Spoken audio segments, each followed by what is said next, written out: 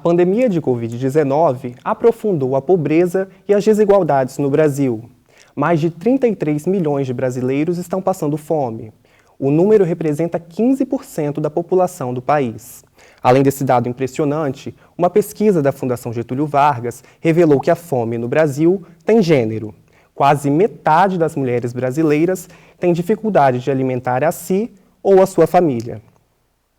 Para explicar as causas dessa desigualdade e os motivos que levam a essa desigualdade de gênero no problema da fome no Brasil, nós convidamos a professora do Programa de Pós-Graduação em Nutrição e Saúde da UFES, Maria del Carmen Bisi Molina. Professora, muito obrigado por ter aceitado o nosso convite para falar desse tema tão urgente, né? Eu queria começar te perguntando, alguns estudiosos, especialistas sobre a fome no Brasil, eles têm utilizado o termo feminilização da fome. Eu queria que a senhora explicasse esse termo para quem nunca ouviu e a que se deve essa disparidade de gênero, né, entre homens e mulheres quando a gente fala de fome e de insegurança alimentar no país. Obrigada pelo convite. Realmente o tema é urgente.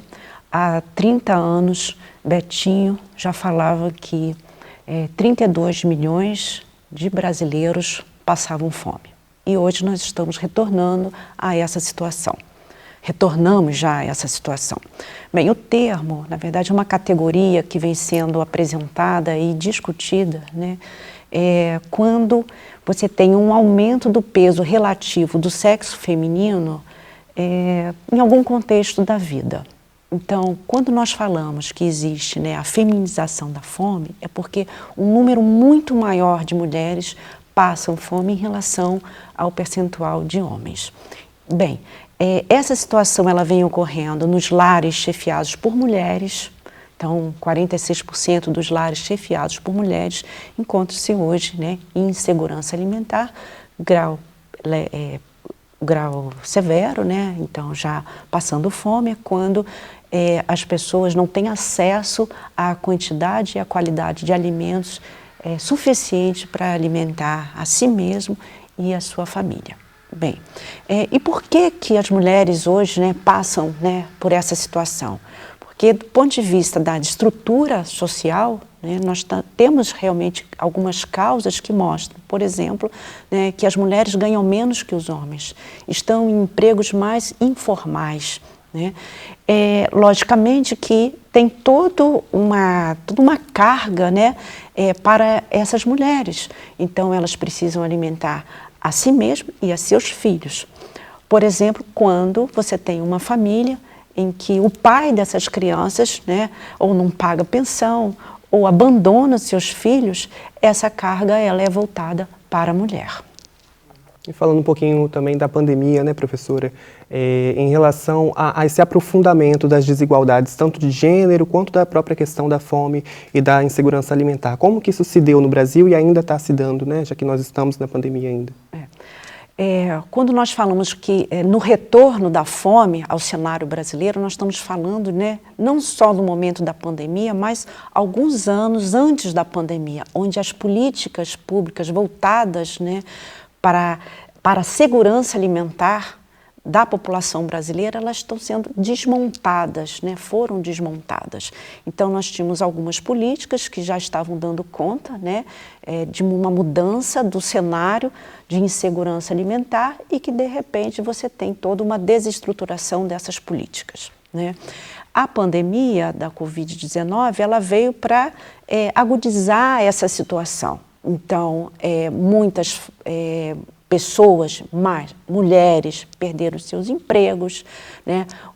Quem está empregado hoje recebe menos, isso não só as mulheres, mas o brasileiro hoje ele está com uma renda mais baixa, o preço dos alimentos, a inflação, enfim, tem todos os agravantes, né, que já estavam em curso e que com a pandemia isso foi piorando cada dia mais, né? Vale destacar que muitas famílias também, que, né, eram chefiadas por pessoas idosas, foi o grupo que mais foi acometido pela doença e também pelo óbito, né? Então nós tivemos os idosos morreram mais, eles morreram mais, e no caso eles também tinham as suas pensões e que também eram utilizadas para alimentar suas famílias. Bem, então, a Covid veio para piorar ou agudizar essa situação que já estava em curso. Uhum. E falando um pouquinho de política pública também, né? Tanto voltada para as mulheres quanto para a população que sente fome de uma maneira geral. Quais que seriam as mais eficazes na sua avaliação? Primeiro, nós precisamos de políticas sociais, né, estruturantes, né? Aumentar emprego, aumentar renda são políticas necessárias e urgentes, né? Em seguida, nós temos algumas políticas mais voltadas para a questão da segurança alimentar, né? Então, algum controle de preço, abastecimento dos alimentos, né? A produção no caso, de alimentos das famílias, né? Então a agricultura familiar ela precisa ser retomada, incentivada. Logicamente, com uma política do agronegócio, isso não resolveu o problema da fome, não vai resolver, muito pelo contrário. Então nós temos um superávit de alimentos, né? E que, por outro lado, nós temos uma redução do acesso das pessoas aos alimentos. Então, o que está sendo colocado aí para a população consumir são alimentos de baixa qualidade nutricional e esses alimentos estão, né, com um preço muito mais elevado, os salários mais baixos e nós temos aí algumas políticas que podemos destacar também. Por exemplo, o Banco de Alimentos, que é uma iniciativa das prefeituras em alguns locais. Nós temos aqui no Espírito Santo, tem em Cariacica, por exemplo, né, onde as pessoas podem e empresas podem doar alimentos. Então, a doação de alimentos é uma questão que pode ser feita por empresas, pode ser feita, mas que tenha uma gestão pública, isso é muito importante, né? O restaurante popular, ela também é uma política muito interessante, porque você disponibiliza para a população em um valor baixo, né? Nós tínhamos alguns restaurantes populares aqui no Espírito Santo, em Vitória, e que eles simplesmente acabaram, né? Onde ou a pessoa desempregada, ou a pessoa que tem um baixo salário, essa pessoa ela pode se dirigir a um restaurante, que é chamado restaurante popular, pagar um valor baixo, subsidiado, e vai ter uma refeição equilibrada, de boa qualidade e que pode, então, satisfazer parte das necessidades nutricionais de um dia. Uhum. Essa até seria mais uma pergunta minha, a questão, assim, uma frase que a gente costuma ouvir, quem tem fome tem pressa, né? Então, a curto prazo, quais que seriam as medidas mais eficazes para sanar a fome de quem está passando necessidade nesse momento, né?